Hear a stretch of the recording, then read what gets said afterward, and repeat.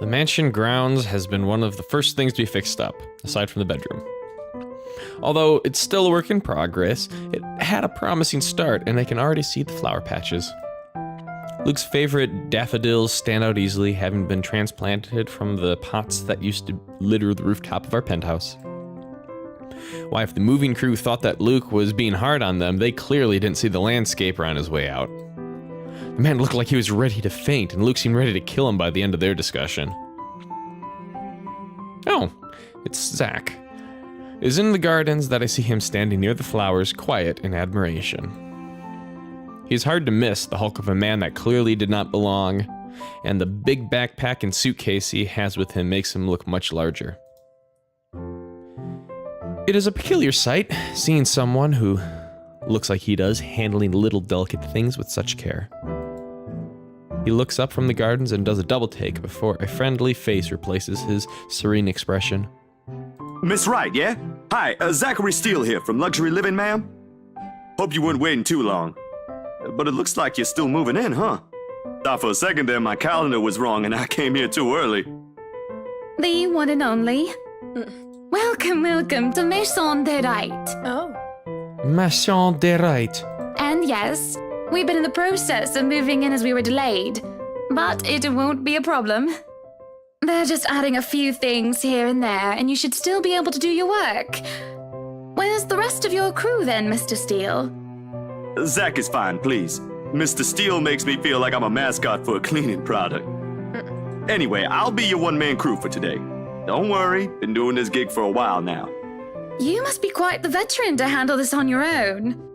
We've had a full crew coming into our penthouse the last time we were covered in your magazine. Veteran? Oh, your words are too kind, Miss Wright. Hannah! If I get to call you Zach, you have my permission to call me Hannah. Alrighty then. Anyway, I'm no veteran, but I know my camera well enough to make sure this is a good shoot. You can trust me on that, Miss Wright. Hannah. Zachary proves quickly enough that I can... What? What? It was just so high pitched. And like Really? I thought you were doing like a chick voice at first.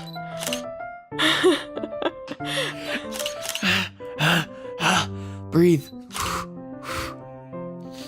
Zachary proves quickly enough that I can, in fact, trust him, his skills with a camera and experience in this industry, at the very least. He is kind. He is... Shut up! He is kind and courteous, listening and following as I lead him around the house.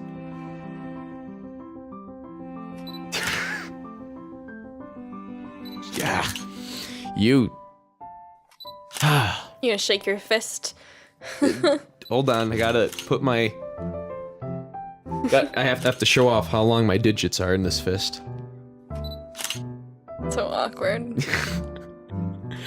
A really nice fellow and treats our household staff well whenever he crosses paths with them. I answer his questions to the best of my ability, and he is patient enough to answer mine whenever I get curious enough. For one, I ask what the bags are for. They're quite the magician's toolkit. Probably camera stuff.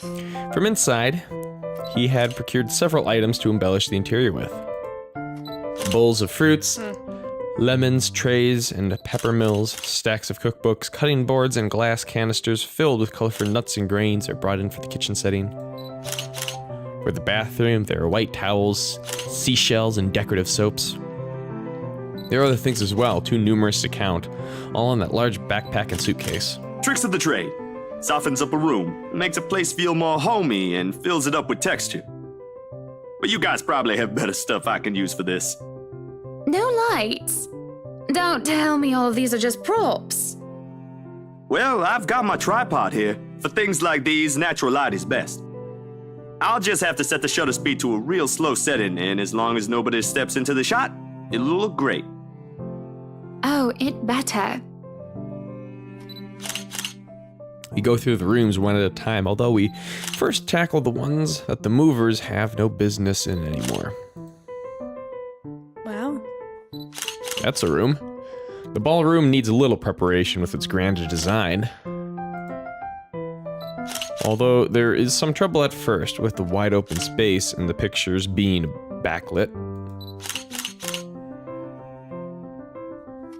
It is in the kitchen that Zachary's props come in handy, considering how Johannes kept the place so neat and sterile, one can practically eat off the floor. We carry on touring the house and taking pictures where we can, with exception to the rooms which have yet to gain any purpose or design. Too bad I can't sneak a peek at his photos yet. Funnily enough, he's using a traditional camera. I didn't even know film still existed. With the way he speaks, however, I can see that he knows enough about his craft that I'm not too worried about botched photographs. I imagine photography must be cathartic for him, judging by how at ease he looks while taking pictures. There are small snippets of conversation in between the clicking of the camera. He even goes as far as to talk about these terminologies like shutter speeds and aperture when I ask him about the technical aspects.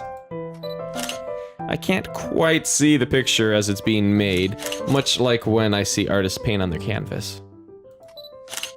Just watching someone passionately practicing their craft such as this is exciting in its own way.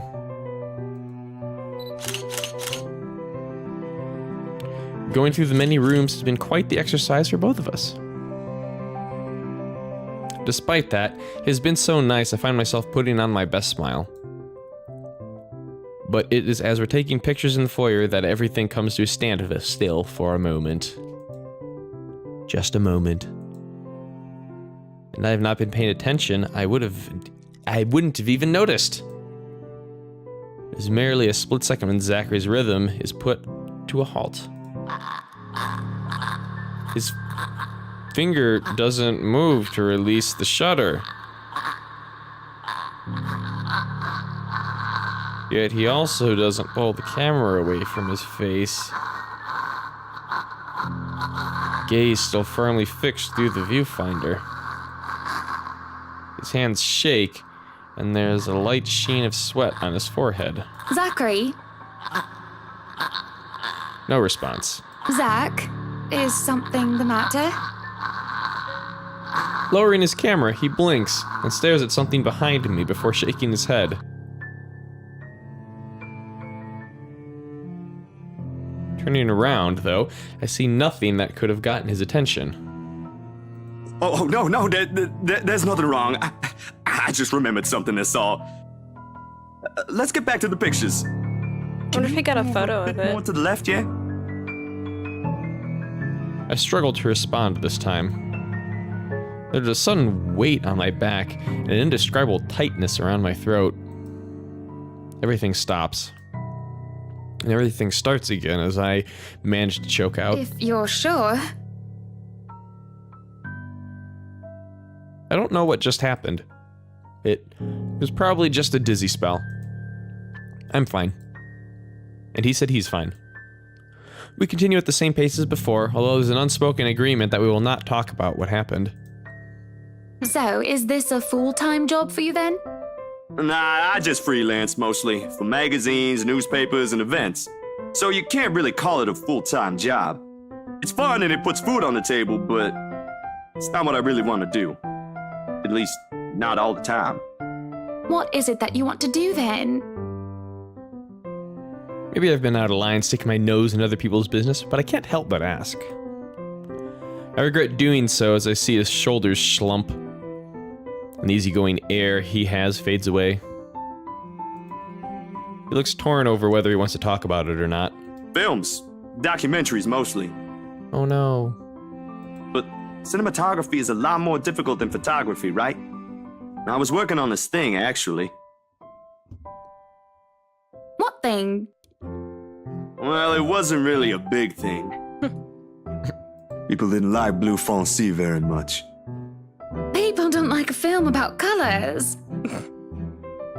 I suppose they would have liked Blue Bibby a lot more. Very funny. So, Grand Director, do you want to tell me what Blue Fonzie is all about? He hesitates. But when I refuse to budge on the matter, he gives in and spills it all out. bleu foncé. La pousse sombre des la nuit bleu coniquix. I don't know. I kind of just mumble through it and you'll get it. Dark blue. The darkest hours of the Black British. He speaks with the passion of one who has gone through the very matter he's concerned with. There's conviction, knowledge, and experience in his speech. Why, I would have told him that he's an amazing speaker, if only I wasn't so engrossed listening. Prejudice and discrimination in schools and in the workplace. Lesser chances for opportunity and higher chances of being treated like a criminal. He spoke of blacks and people of color in general still being treated like second-class citizens. All because of the color of their skin. This is all just positively riveting. And sad. It comes to a point wherein he soon loses steam. He looks abashed, realizing what he had just done. Sorry, I just got so carried away and... It's fine. It is really so fascinating to watch people talk about their passion after all. You should see how your eyes light up when you speak so fiercely.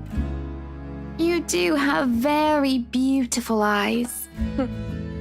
Uh-huh. Thanks, I guess. I want to say that I understand where he's coming from. But really I don't, do I? I was born with a silver spoon in my mouth, and I've lived a charmed life. It hasn't been perfect, but the difficulties I've been through pales in comparison to what others experience on a daily basis. I certainly don't know if I would have fared were it any different. I don't know how I would have... I certainly don't know how I would have fared were it any different.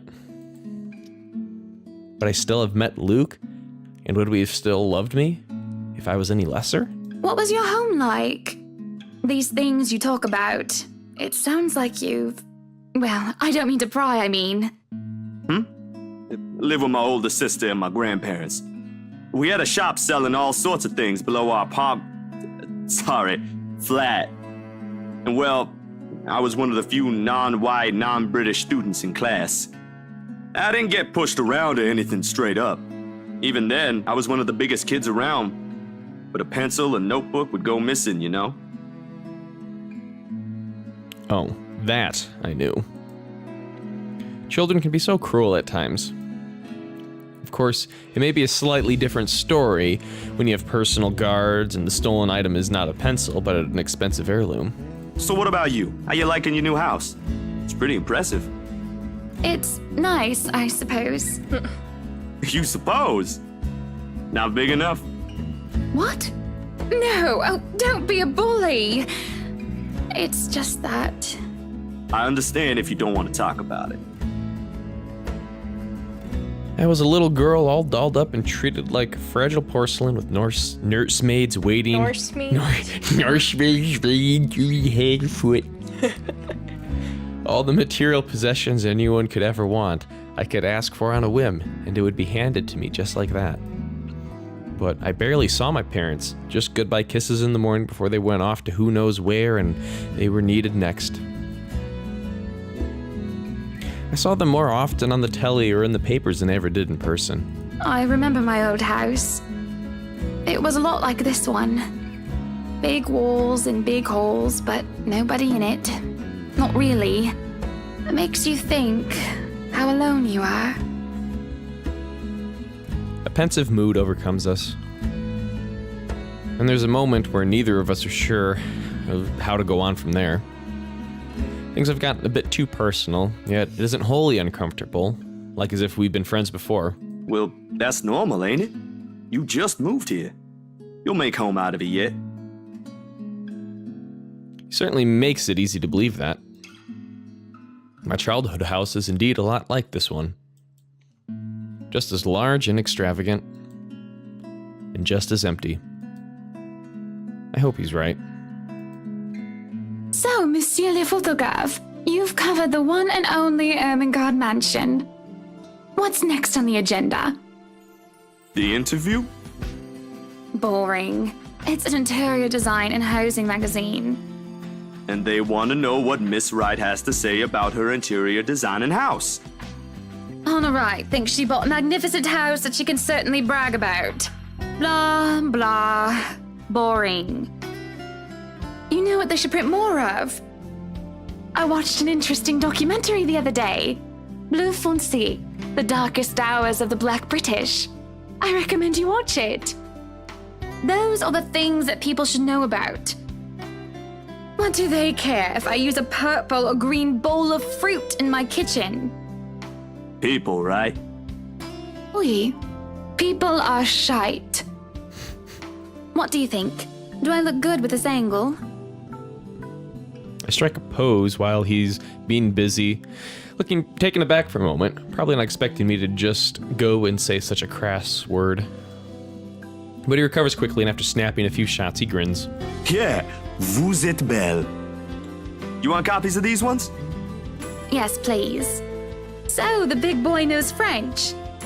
You must have wooed a few ladies. Unless you're into gents. Either way, French is, after all, the language of romance. Though I don't know about quoting fancy poetry. But I've made lunch for a girl before, and they did like that fancy French cuisine. Can you cook your best? Bouillabaisse? That's how you pronounce it. I can cook just about anything as long as I know the recipe.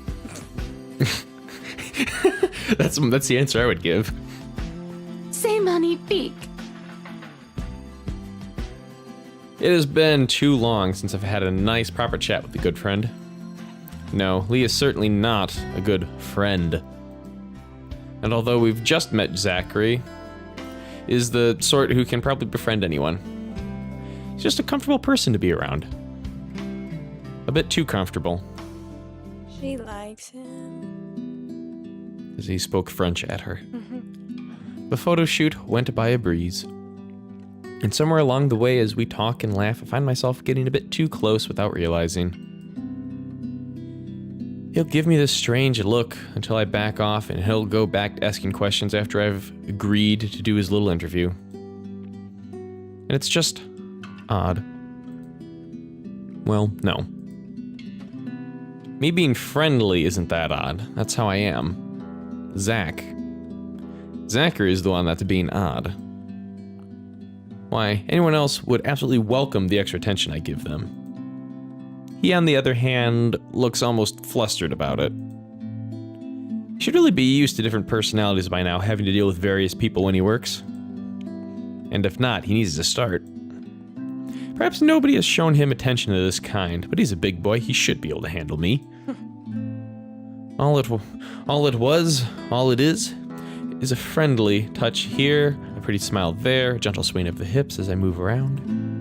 Zachary grew and grew more red every time he noticed. Am I being mean as I find enjoyment in seeing him unravel? Perhaps. This went on during the interview and beyond that. There's nothing wrong with what we're doing, right? Zachary and I are just having a playful, friendly chat while enjoying the outside view. At least that's how I see it. I'm sorry, but I'm really getting distracted. Poor Zach. Could you maybe stop doing that? Stop. I'm not sure if I want to, though.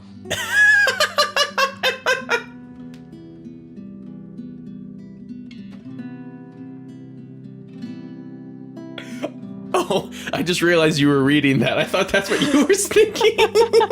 No.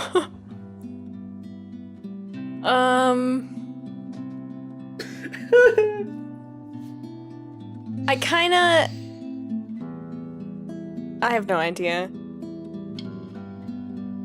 You're a guy, what do you think?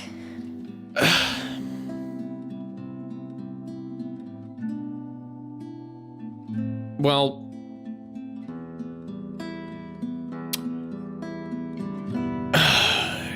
what I think is kind of nothing particular, except going outside myself. I'm thinking of the bigger picture of things. I'm inclined to say the top one. Really? Yeah. Why? I'm not sure. You want to stir the hornet's nest and see what happens? I do want to see what happens. Okay. But I don't want to, like, irritate Zach, because he's quite sweet. Well, Maybe they'll kiss. that could possibly happen. I'm just curious to see how what'll happen between Hana and Luke doing that. I don't like Luke. All right, let's see what happens then.